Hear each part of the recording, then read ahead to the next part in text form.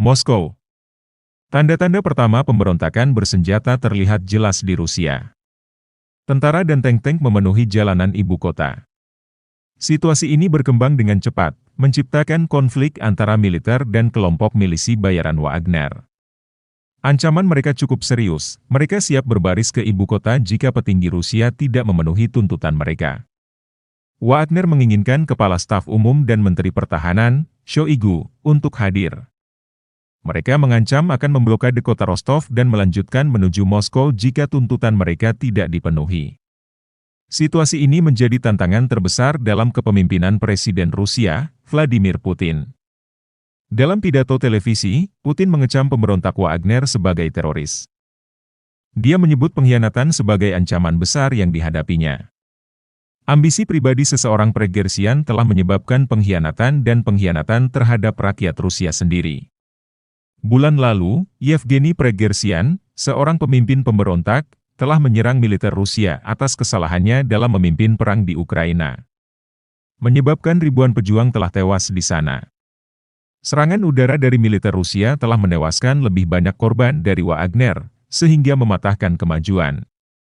Sekarang, Pregersian memutuskan untuk melancarkan pemberontakan terhadap kepemimpinan militer Rusia. Jika situasi ini terus memanas, pemberontakan dapat berubah menjadi perang saudara.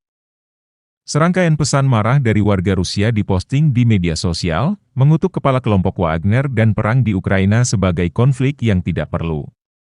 Mereka mendesak untuk mendemilitarisasi dan menetralisasi Ukraina, bukan untuk memulangkan warga Rusia ke dalam pangkuan kita.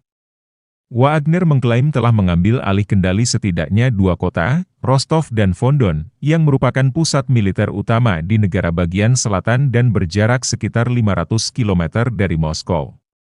Perwira senior Rusia mendesak agar tindakan ini segera dihentikan, ia menyebutnya sebagai penyerangan dari belakang terhadap negara.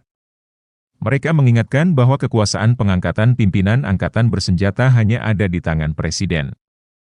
Jika batas kekuasaan ini dilanggar, itu akan dianggap sebagai kudeta. Mereka mengingatkan bahwa kita tidak boleh bermain-main dengan musuh di masa-masa sulit seperti ini.